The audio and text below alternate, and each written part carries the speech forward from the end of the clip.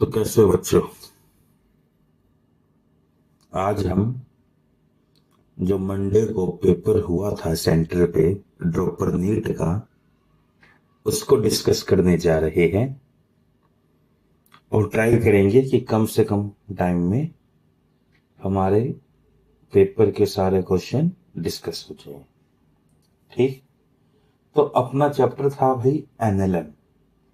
NLM में अपने पास कितने क्वेश्चन थे पेपर में? 45 क्वेश्चन थे। तो एक्सपेक्ट करता हूं कि तुम्हारे 40 प्लस सही पाने चाहिए। ठीक। अगर गलत पाते हैं तो उनको क्रॉस चेक करना कि क्या तुम्हारी गलती रही थी। तो अपना जो पहला क्वेश्चन है, inclined plane is made slowly horizontal by reducing the value of angle. अगर ये इंक्लाइंड प्लेन है, इस पर कोई ऑब्जेक्ट रखा है, इसका कितना कंपोनेंट लगता है? mg sin theta. सही है बात। The component of weight parallel to the plane of the block. तो ब्लॉक के प्लेन के पैरेलल तो mg sin थीटा है भाई। एंगल घटेगा तो साइन थीटा घटेगा। तो ये वाला कंपोनेंट पूरा का पूरा क्या होएगा? ये भी घटेगा, डिक्रीज। हाँ। अगला, a block of mass m is placed on a smooth inclined plane of angle theta with the horizontal. The force exerted by the plane on the block. Plane कितना फोर्स लगाएगा भाई? नॉर्मल ये वाला force अपने को बताना है। और इधर फोर्स कौन सा लग रहा होगा? mg cos theta. इधर ये वाला फोर्स लग रहा होगा भाई। द फोर्स एक्सर्टेड बाय, और स्मूथ सरफेस है, स्मूथ सरफेस पे फ्रिक्शन कितना? जीरो। इधर कितना लग रहा होगा? mg sin theta. तो अपना आंसर क्या बनता है? mg cos theta. ठीक। प्लेन ब्लॉक पे कितना फोर्स लगाएगा? सब नॉर्मल को कंपनसेट करने के लिए ही लगाएगा। अपने को क्या बताना है? Ratio of force of contact. तो भाई देखो, एक्सेलरेशन तो दोनों की बराबर आएगी। क्यों बराबर आएगी? क्योंकि total force by total mass दोनों का कैसा है? सेम।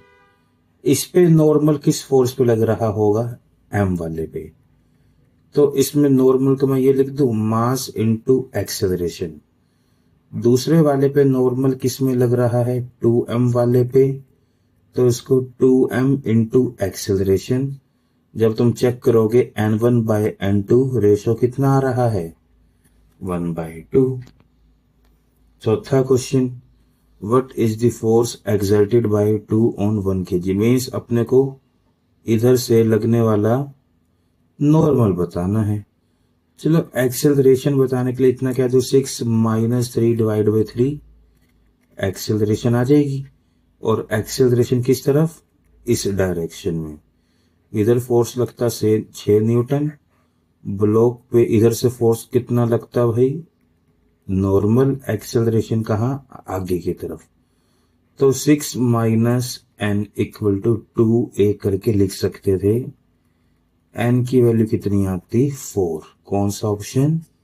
Third option.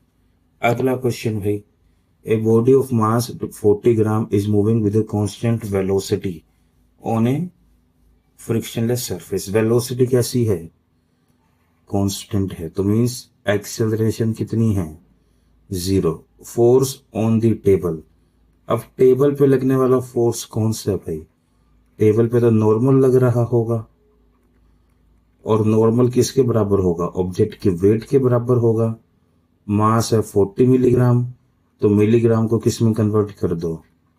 ग्राम में। और जी की वैल्यू कितनी है? 9.8। 9.8 को 9.8 इंटू 100 सेंटीमीटर पर सेकंड स्क्वायर ग्राम। तो 101020 कितना आ जाएगा भाई? 8 चौक 32। और इधर से कितना?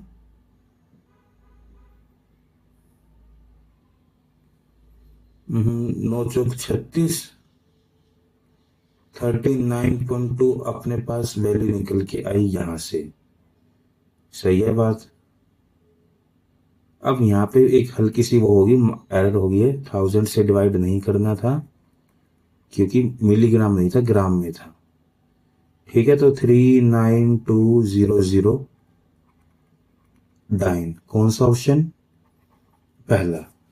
If the tension in the cable of a इतना है, 1000 kg का वेट था और 1000 kg का टेंशन है, मीन्स टेंशन किसके बराबर है? mg के बराबर है। तो ऊपर वाला फोर्स माइनस नीचे वाला फोर्स कितना है? 0। एक्सेलरेशन कितनी है? 0। तो या तो रुका हुआ है या फिर यूनिफॉर्म वेलोसिटी से। अगला,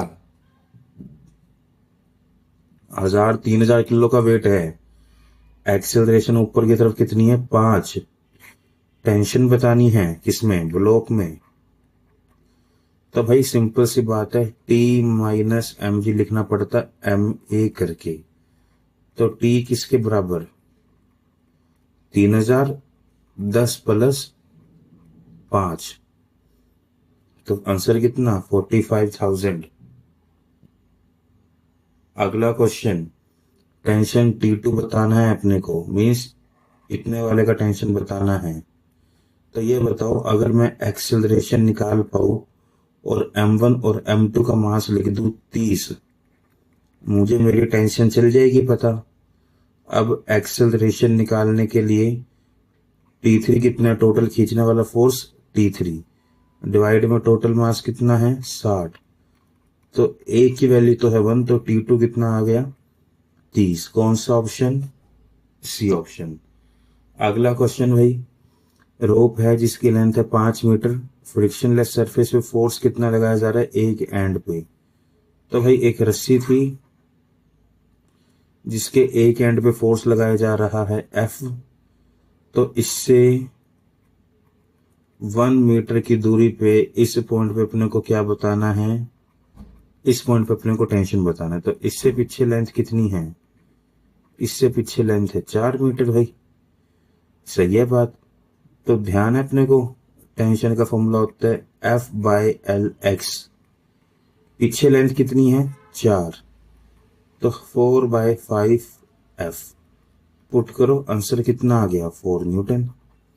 अगला question, tension at the top of heavy point. इस पॉइंट पे अपने को टेंशन बतानी है, कितने मास को खींच के लेकर जा रहा है ऊपर? 9 kg का मास है। कितनी एक्सेलरेशन से ऊपर जा रहा होगा? अब एक्सेलरेशन निकालने के लिए अपने को क्या चाहिए? खींचने वाला फोर्स माइनस 9 और 7 16, 160, रोकने वाला फोर्स डिवाइड में 16। तो 40/16 अपने पास क्या आ जाती है? एक्सेलरेशन। सही है बात। तो इतने को लेकर जाने का काम कौन कर रहा है? T-90 equal to 9 into A. Tension निकल के जाता है भाई, 90 प्लस 360/16 कितना आता है यहां से निकल के भाई? 16 30 से कम निकल के आता है देखो। तो रफली तुम्हारा 112 का ऑप्शन बन जाता है यहां से। अगला question, monkey is descending from the branch of a tree with constant acceleration. ठीक है, और उसकी जो है कितनी है भाई? वेट का 3/4, तो टेंशन लिख सकता हूं 3/4 वेट। तो एक्सेलरेशन बतानी है भाई साहब। तो इस रस्सी पे ये जो बंदर है, इस पे ऊपर तो लग रहा है T, नीचे लग रहा है mg, और mg माइनस T अपने को क्या दे देगा? Mass into acceleration. W minus 3/4 W M A दे देगा। तो एम ए कितना? W/4। सोल्व करोगे, एक्सेलरेशन कितनी आ जाएगी? G/4। अगला क्वेश्चन भाई, अपने को हॉरिजॉन्टल वेलोसिटी बतानी है, यहाँ पे कितनी है? मान लो U है, रस्सी में टेंशन कहाँ है? यहाँ। और इस पॉइंट पर टेंशन कहाँ लग रहा होएगा? पीछे की तरफ। तो minus TV plus T U, वो angle theta angle 90 minus theta, T U cos 90 minus theta equal to 0। तो v equal to U sine theta, u equal to v by sine theta. कौन सा ऑप्शन? दूसरा। 13 भाई, chain है, mass m है, length l है, अपर वाला and कैसा है? फिक्स है, और नीचे वाला एंड क्या है भैया? ऐसे लटका हुआ है। ठीक, टेंशन अपने को यहां से कितनी दूर पे बतानी है भाई? अपने को y पॉइंट पे क्या बताना है? इस पॉइंट पे टेंशन बताना है। तो भाई इसके नीचे जो मास है वो अपने को क्या दे देगा? टेंशन दे देगा, इसके नीचे वाला मास। तो इसके नीचे जो मास है वो m/Ly होएगा। सही है बात। तो बस T equal to m dash g के बराबर कर दो, m/L/G/y। कौन सा ऑप्शन? ओहो, एक सेकंड। इस पॉइंट के नीचे जो मास है उसकी लेंथ कितनी होएगी? इस पॉइंट के नीचे जो मास है उसकी लेंथ होएगी L-y। तो L-y अपना ऑप्शन आएगा। कौन सा भाई? सेकंड वाला ऑप्शन। अगला क्वेश्चन, u और ये, हाँ भाई ये तो क्लास का था। अगर ये u तो ये कितना? 2u। अगला क्वेश्चन, एंगल बताना है इक्विलिब्रियम में। तो इधर टेंशन किसके बराबर? mg। इधर भी टेंशन किसके बराबर? mg। यहां भी t और t लग रहा होगा। तो ऊपर कितना लग रहा होगा अल्टीमेटली? 2t cos थीटा, और नीचे क्या होगा? एक तरीके से √2mg। तो 2mg cos थीटा किसके बराबर? √2mg cos theta 1/√2। थीटा की वैल्यू 45। तीन फोर्सेस थे P Q R, एक ही पॉइंट पे एक्ट करते हैं। P और Q में एंगल है कितना भाई? मान लो ये रहा P, ये रहा Q, और ये रहा R। P और Q में एंगल कितना बोला है? 150। Q और R में एंगल कितना बोला है? 120 डिग्री। सही है बात। 270, और इसमें एंगल कितना बना फिर? 90 बना। इन्होंने कहा है then the forces P and Q are in ratio. तो बस साइन 120 के सामने वाली side P equal to sine 90 सामने वाली side Q equal to sine 150 सामने वाली साइड R। कर दो। साइन 120 कितना होता है? √3/2p। 90 1/q, 150 1/2। तो भाई यहां से तुम्हारे पास आ जाएगा निकल के p/√3 equal to q equal to कितना? q/2 equal to r। ये कुछ बात बनेगी भाई? तो चेक कर लो क्या रेशो बनता है यहां से। अगर r तुम्हारा 1 है, r इक्वल टू 1, q हो जाएगा 2, p हो जाएगा √3। कौन सा ऑप्शन? Fourth option. 70वां question, 10 rupees coin are put on top of it. Each coin has mass force on 7th coin. तो भाई 7वें कोइन पे बताना है। 1 2 3 4 5 6 7 8 9 10। 7वें कोइन पे कितना फोर्स लगेगा भाई? ऊपर कितने हैं? 3m में, तो उसके कारण लगेगा कितना? 3mg। In a tug of war, each team applies 100 Newton at their respective end. तो भाई अगर इस रस्सी में कोई बंदा खींच रहा है, इधर से 1000 न्यूटन, इधर से 1000 न्यूटन, तो रस्सी में टेंशन भी कितना, 1000 न्यूटन का होएगा। अगला क्वेश्चन, फोर्स कितने का भाई, 6 न्यूटन का एक्ट करता है जब बॉडी रुकी हुई थी। बॉडी को कितनी वेलोसिटी मिलती है, 30 मीटर पर सेकंड। अपने को टाइम बताना है। तो भाई साहब देखो, एक्सेलरेशन तो साफ साफ 6 लिख सकते हो, v/t इक्वल टू 6 लिख दो, 30/t। टाइम कितना आ गया, 5 second. When a constant force is applied to a body, भाई जो फोर्स कांस्टेंट है मीन्स एम ए कांस्टेंट, तो एक्सेलरेशन कैसी होएगी, यूनिफॉर्म होएगी, कांस्टेंट होएगी। अगला क्वेश्चन, एक्सेलरेशन बतानी है। 10 - 5 डिवाइड में 10 + 5 इंटू जी, कितना भाई 5/15 जी, कितना g/3। अगला क्वेश्चन भाई, टेंशन बतानी है। टेंशन के लिए सिंपली 2 × 6 × 10 × जी डिवाइड में 6 + 10, कितना 120/16 इंटू जी। 4 × 12, 4 × 4 16, 300/4, 150/2 75। कौन सा ऑप्शन, सेकंड ऑप्शन। अगला भाई, एक्सेलरेशन बतानी है। तो इसमें तो खींचने वाला फोर्स कितना लग रहा है, 50। तो खींचने वाला फोर्स माइनस रोकने वाला फोर्स डिवाइड में मास, 5g/9, क्या मिल गई, एक्सेलरेशन। अगला भाई, thief stole a box full of valuable article of weight W, and while carrying it on his back, he jumped down a height h from the ground. Before reaching the ground, he experienced a load of 0. Free fall का case है भाई, है ना, free fall weightlessness feel करेगा।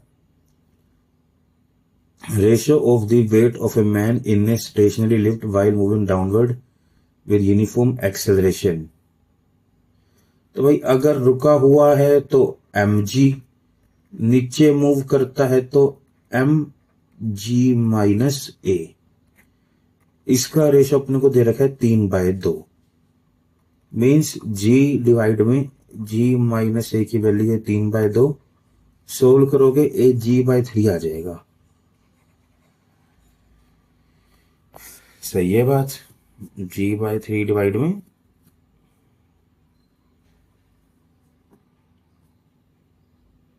या नहीं आएगा, 3g - 3a = 2g।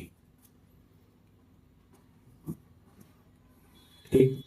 अगला क्वेश्चन, बंदे का वेट कितना है, 80। वेटिंग स्केल पे खड़ा होता है जो मूविंग अपवर्ड विद एक्सेलरेशन 5। तो भाई ऊपर जा रहा है mass into g+a, 80 into 15, 1200। Elevator of mass 6000 kg, कितनी है एक्सेलरेशन से, 5, तो 15, 15 छिके 90, 30 और। Balloon of weight W is falling vertically downward with acceleration a। तो भाई जो बैलून है नीचे आता है कितनी एक्सेलरेशन से, a। नीचे बेचारे का लग रहा होगा mg, एक ऊपर क्या लग रहा है, एयर रेजिस्टेंस। तो mg - f को हम ma लिख सकते हैं, तो f लिखा जाता mg - a। लेकिन अगर मैं g भी कॉमन ले लूं, 1 - a/g, और इसी पार्ट को वेट 1 - a/g करके लिख सकते हैं। कौन सा option, third. A man is standing on A spring platform, reading कितनी है, 60। अगर मैन प्लेटफॉर्म से जंप करता है तो रीडिंग बताओ। भाई देखो सिंपल सा क्वेश्चन अपने पास ये भी, ठीक। क्वेश्चन में क्या दे रखा है, मैन प्लेटफॉर्म पे था, रीडिंग कितनी थी, 60 थी, लेकिन जैसे ही वो क्या करता है, जंप करता है, कहां पे, आउटसाइड। अब अपने को बतानी है क्या होएगा। तो देखो, जब वो जंप करेगा, जंप करने के लिए बंदे को सरफेस पे क्या करना पड़ेगा, पुश तो करना ही पड़ेगा। अगर वो सरफेस को पुश करेगा तो सरफेस पे क्या करा उसने, एक्शन करा। सरफेस पे एक नॉर्मल पहले से लग रहा होएगा, जो स्प्रिंग बैलेंस के क्या दे रहा होगा, एक तरीके से रीडिंग दे रहा होगा। तो हमारा पहले क्या हुआ भाई, बड़ा। सही है बात, क्योंकि बंदे ने एक्शन करा तो जो एक्चुअल रीडिंग आनी थी वो mg प्लस पुराने वाली reading, sorry mg plus F करके हो जाएगी। और जैसे वो कूद चुका है, कांटेक्ट में तो है ही नहीं, तो अब नॉर्मल कितना, 0। कौन सा ऑप्शन, पहला। ठीक। अगला क्वेश्चन भाई, 3 फोर्सेस है F1 F2 F3, m मास पे लगते हैं, और F2 F3 कैसे है आपस में, परपेंडिकुलर। ये सामने से दे रखा है। तो पार्टिकल रिमेन स्टेशनरी तीसरे फोर्स के कारण। तो दोनों फोर्स ऐसे, तो पक्का देखो तीसरा इसी डायरेक्शन में लगेगा। अभी हमने क्वेश्चन करा था पहले। ठीक। If the force F1 is now removed, अगर F1 को रिमूव कर दिया जाए तो सिनेरियो क्या बचेगा, सिर्फ यही बचेगा, F1 F2 और F3। और इनका रिजल्टेंट किस डायरेक्शन में लाई करेगा, इनका रिजल्टेंट इस डायरेक्शन में लाई करेगा, जो कि किसके बराबर होगा, अल्टीमेटली F1 के बराबर होगा। तो acceleration F net by mass, तो F1 बाय ए लिख सकते हैं। What will be the acceleration of the sphere immediately after this particular spring is cut? तो भाई देखो क्या दे रखा है, इक्विलिब्रियम में था सैलर स्प्रिंग, और हर स्प्रिंग पे कितना फोर्स लग रहा है, हर स्प्रिंग फोर्स लगा रही है F। ठीक।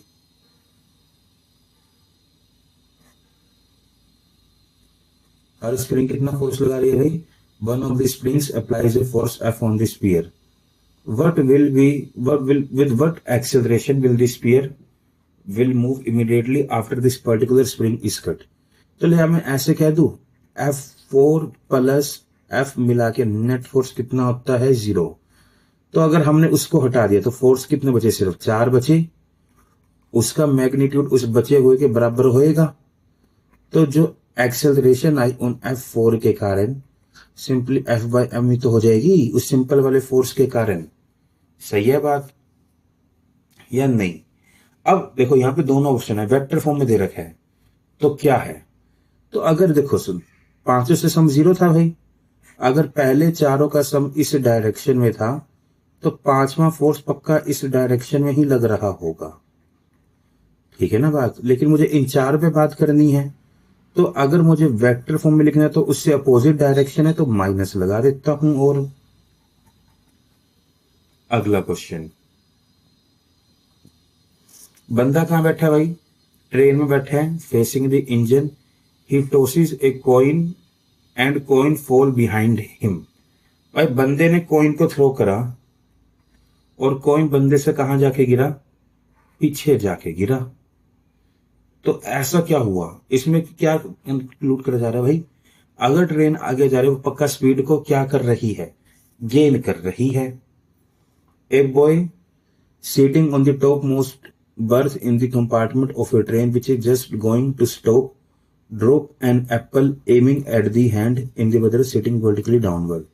भाई नीचे थ्रो करना चाहता है, तो जिस वेलोसिटी से वो उस वक्त मूव कर रहा था, ये भी उसी वेलोसिटी से नीचे जाता, वो यहां कहीं ना कहीं पहुंचता। लेकिन क्या हुआ है, इन्होंने कहा है कि बंदे की स्पीड धीरे धीरे क्या हुई है, घट गई है, तो बंदा कहीं ना कहीं यहां ही पहुंचता, वो सेम जगह पे नहीं पहुंचता, क्योंकि बंदे की स्पीड बराबर नहीं है, वो लगातार डिक्रीज करती जा रही है। तो slightly away from the hand in the direction of motion, उसके आगे की तरफ गिरेगा। अगला question, a plumb line is suspended from a ceiling of a car with horizontal acceleration A. तो एंगल ऑफ इंक्लिनेशन बताना है। अरे देखो पुराना इस केस है, tan theta a by g के बराबर कर दो। A pulley is attached to the ceiling of a lift moving upward with some acceleration two particles are attached to the two end of a spring passing over the पुले। तो भाई पुले था अपने पास, दोनों and को किससे बांध रखा है, दोनों एंड पे कुछ मास लटका रखे है, और ये कहां पर है भाई, इसको एक सीलिंग से बांध रखा है, ये सिनेरियो है, ठीक है। और जिसकी ऊपर की तरफ कुछ ना कुछ क्या है, एक्सेलरेशन है। मासेस का रेशियो कितना है भाई, m/m, ये मासेस का रेशियो है। इन्होंने बोला है acceleration of the particle with respect to lift कितनी है, g/2। तो अगर कोई बंदा लिफ्ट के अंदर बैठा है तो एक g/2 से ऊपर जाता हुआ दिखेगा और एक g/2 से नीचे आता हुआ दिखेगा, सही है बात। तो ये जो g/2 एक्सेलरेशन है किसकी है, पार्टिकल की, किसके रिस्पेक्ट में, लिफ्ट के रिस्पेक्ट में, सही है बात। चलो मैं ये कह दूं, जो g/2 है नीचे की तरफ, acceleration of mass with respect to lift है, सही है बात। तो acceleration of mass minus acceleration of lift minus g/2, और ये मास कहां जा रहा होगा, ग्राउंड से देखने पे भी वो ऊपर की तरफ जा रहा होगा। इसको नहीं, इसको ऐसे सोल्व नहीं करते, ठीक। एक काम करते हैं, दी एक्सेलरेशन ऑफ द लिफ्ट अपने को बतानी है, तो थोड़ी एक काम करते हैं, अप्रोच चेंज करते हैं, यहां से जाएंगे लंबा पड़ेगा, और हमने इस तरीके से बात अभी तक कभी भी बिल्कुल भी नहीं करी है, ठीक।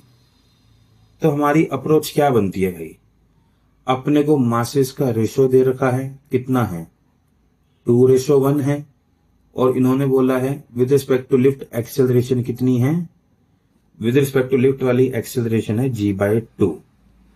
तो लिफ्ट की एक्सेलरेशन बताओ। तो यहां तक तो देखो बात सही है कि लिफ्ट के अगर अंदर से देखेंगे, एक g/2 से ऊपर जाता दिखेगा, एक g/2 से नीचे आता हुआ दिखेगा, ठीक। तो अगर मैं बात करूं किसके लिए, अपने को पता है भाई, अगर मैं अंदर से बैठ के बात करता, अंदर से बैठ के बात करने में सिनेरियो बनता क्या है,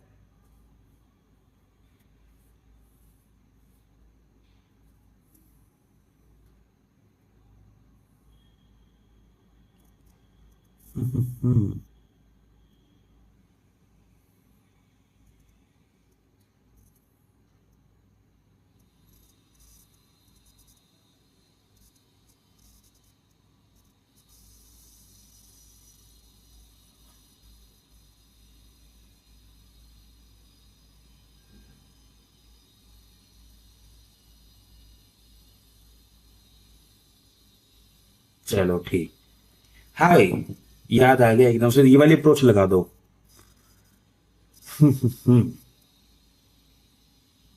सुनना, हमने कभी ना कभी बात कर, ये चलो यहां तक सही है, इसको नीचे जाता दिख रहा है, इसको कहां जाता हुआ दिख रहा है भाई, ऊपर।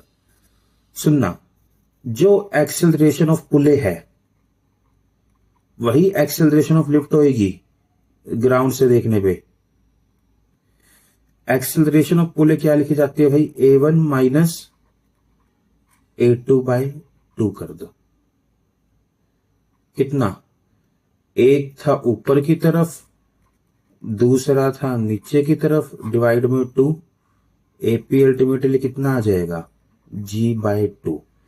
फिलहाल के लिए भी इस पर चलते हैं, डिटेल में बात करेंगे कभी ना कभी आगे। तो अपना आंसर फिलहाल कितना आता है, g/2। अगला क्वेश्चन, एलिवेटर है, नीचे की तरफ जा रहा है, कितनी एक्सेलरेशन से, 2। ए वाले का मास इतना है, force exerted by the block A on B अपने को बताना है। तो ये रहा ए का सरफेस, तो ए का नीचे तो एक मास लग रहा है mg, ऊपर से क्या लग रहा है, नॉर्मल, और एक्सेलरेशन कहां है, नीचे की तरफ। तो ऑब्जेक्ट ऑफ मास कितना भाई, ऑब्जेक्ट का मास है 2 kg, मूव करता है इतनी वेलोसिटी से, ठीक। इस seal from a frame moving with constant velocity. Pseudo force कब लगता है भाई? सूडो फोर्स का फॉर्मूला है एम ए। जब फ्रेम की एक्सेलरेशन ही जीरो है तो सूडो फोर्स भी कितना? Zero. Object is kept on a smooth inclined plane of inclination theta can be kept relative by giving a horizontal acceleration to the inclined. अरे ये वही सवाल है भाई, tan theta equal to A by G. कौन सा option? तीसरा। अगला question, reading of spring balance बतानी है। इस रस्ते में वेट कितना? नीचे वेट है 20, टेंशन होएगा 20। इधर भी वेट कितना? 20, टेंशन कितना? 20। तो रस्से में खिंचाव कितने का आ रहा है? 20 का आ रहा है। 2 kg वेट हो गया।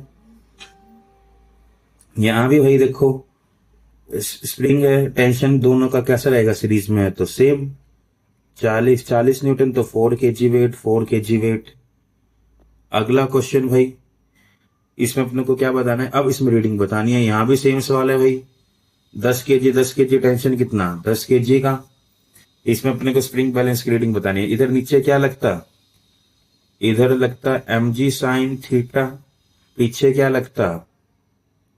पीछे लगता kx। तो भाई 5 into 10 into 1/2 equal to kx। तो यहां से वैल्यू कितनी आती है भाई?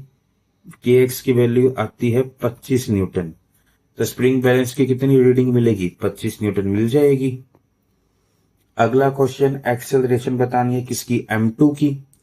अब इधर m1 फोर्स लग रहा है, m1 वाले पे अगर मैं बात करूं, फोर्स लग रहा है इधर, स्प्रिंग इसको इधर धकेलती kx। तो इस पे आगे की तरफ लगने वाला फोर्स हो गया इतना, जो कि मास इनटू एक्सेलरेशन लिखा जाता है। तो यहां से kx को क्या लिख सकते हो? F माइनस m1a, ये लिख सकते हो भाई यहां से। अब यही k2 वाला, kx वाला फोर्स m2 पे लग रहा है, कहां पे? आगे की तरफ। तो यहां से उसकी जो एक्सेलरेशन मिलेगी kx बाय m2 लिखी जा सकती है। तो F bye m2 minus m1 bye m2 a1। कौन सा ऑप्शन? D option. अगला क्वेश्चन भाई, डायनामोमीटर की रीडिंग बतानी है। तो नेट फोर्स पीछे कितना लग रहा है? वापस से चेक करो, 10 डिवाइड में टोटल मास 10, एक्सेलरेशन कितनी आगे पीछे की तरफ? 1। तो इसको आगे खींचने का काम कौन कर रहा है? टेंशन। तो T माइनस 10 कितना? 4a लिख सकते हो। टेंशन की वैल्यू कितनी आ गई? 14 आ गई। ये स्मॉल m था, ये कैपिटल M। ठीक। अगला क्वेश्चन भाई, एक्सेलरेशन ऑफ 20 बतानी है। और 10 वाले की एक्सेलरेशन कितनी बोली है इन्होंने? 12। तो ठीक है भाई, kx इक्वल टू m में 120 लिखा जा सकता है। और वही स्प्रिंग फोर्स इस पे कहां लग रहा होगा? पीछे की तरफ। तो 200 minus kx equal to 20a2, 80 equal to 20a2, a2 कितना? 4। कौन सा ऑप्शन? Second option. ठीक। तो हमने भाई नीट ड्रॉपर के भी सारे के सारे क्वेश्चन डिस्कस कर लिए हैं। तो अगर किसी क्वेश्चन में डाउट लगे तो बताना, जरूर पूछना। मिलते हैं अगली वीडियो के साथ।